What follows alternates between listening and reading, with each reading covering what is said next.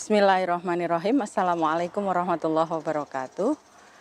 Sahabat Ngabar TV yang berbahagia, Alhamdulillahirabbil alamin wa bihi nasta'in ala umuri dunya waddin. Assalatu wassalamu ala sayyidina wa habibina Muhammadin wa ala alihi wa sahbihi wa man tabi'ahum bi ihsan ila yaumiddin, amma ba'd. Hari ini alhamdulillah kita semua masih bisa melaksanakan ibadah puasa Ramadan. Dan mudah-mudahan semua ibadah kita di bulan suci ini diterima oleh Allah Subhanahu wa taala.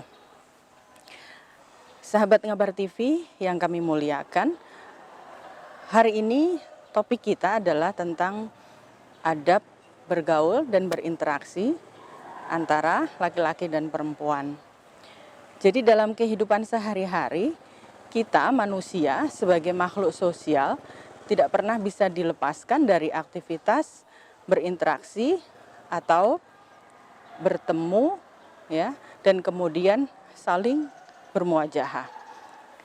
Antara laki-laki dan perempuan, Islam sudah menggariskan beberapa hal yang penting untuk kita pedomani dalam hidup. Nah, hari ini kita akan membahas paling tidak ada 3 hal. Yang pertama adalah Islam meminta kita untuk menutup aurat.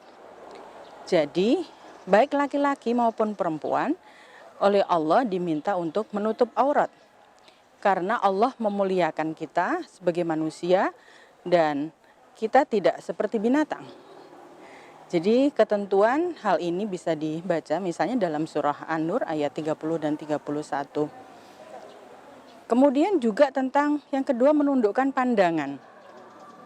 Jadi menundukkan pandangan ini penting sekali untuk para remaja khususnya yang barangkali masih memiliki keinginan yang besar kepada lawan jenis, begitu. Nah, dalam agama kita menundukkan pandangan itu diwajibkan hukumnya untuk laki-laki dan perempuan.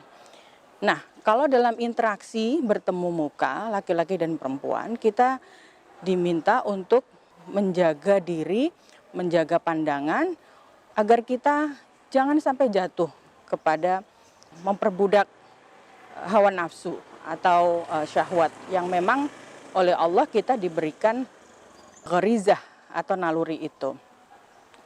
Nah, bagaimana Islam mengajarkan misalnya tidak saja interaksi bertemu muka secara langsung, tetapi juga interaksi di media sosial.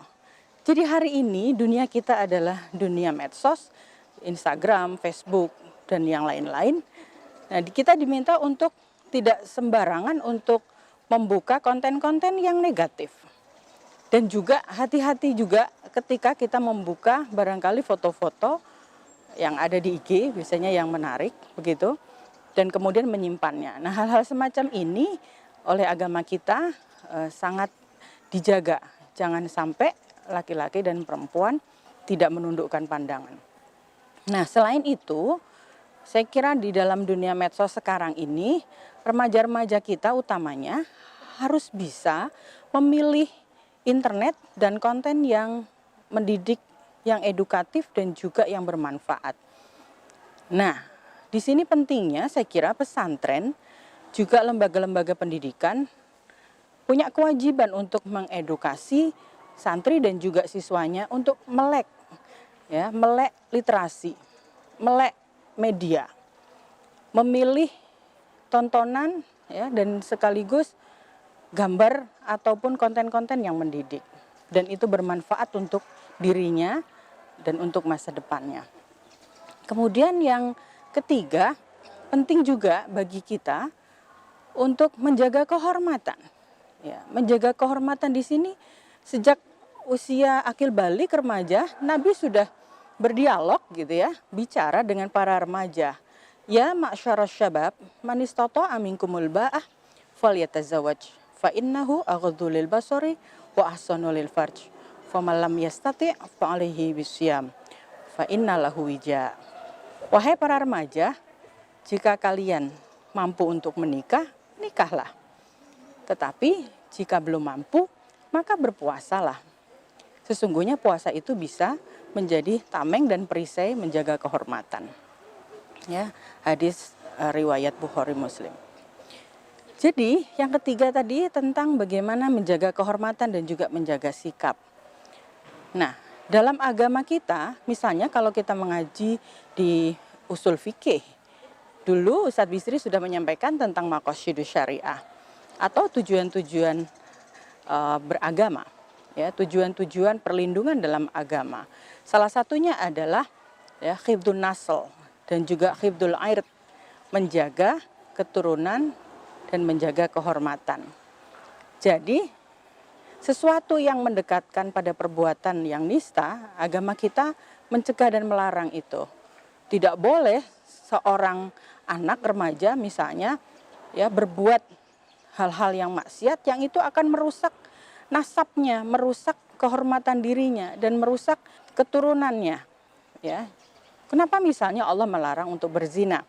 Karena di situ ketidakjelasan nasab. Maka Islam mengharuskan ya tadi ya kalau kita lihat di dalam hadis Nabi, bagi yang mampu ya dipersilakan untuk menikah dan itu lebih suci. Ya, jadi kalau kita lihat paling tidak ada 3 hal itu, bagaimana adab berinteraksi antara laki-laki dan perempuan.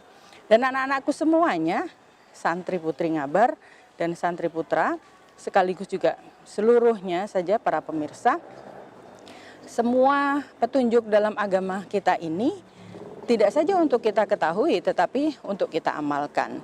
Dan tugas kita lah sebagai orang tua untuk terus-menerus mendidik, membimbing dan juga mengarahkan anak-anak kita sehingga untuk anak-anak masa depan itu memiliki perjuangan, memiliki masa depan yang bisa diandalkan sehingga mereka nanti akan menjadi generasi-generasi yang hebat dan tangguh. Untuk terakhir kalinya kami pribadi mohon maaf lahir batin di akhir Ramadan yang tinggal beberapa hari lagi ini. Mari kita terus mendekatkan diri kepada Allah dan juga banyak berdoa. Mudah-mudahan kita bisa bertemu dengan Ramadan di masa yang akan datang. Terima kasih. Mohon maaf lahir batin. Wal afu minkum. Assalamualaikum warahmatullahi wabarakatuh.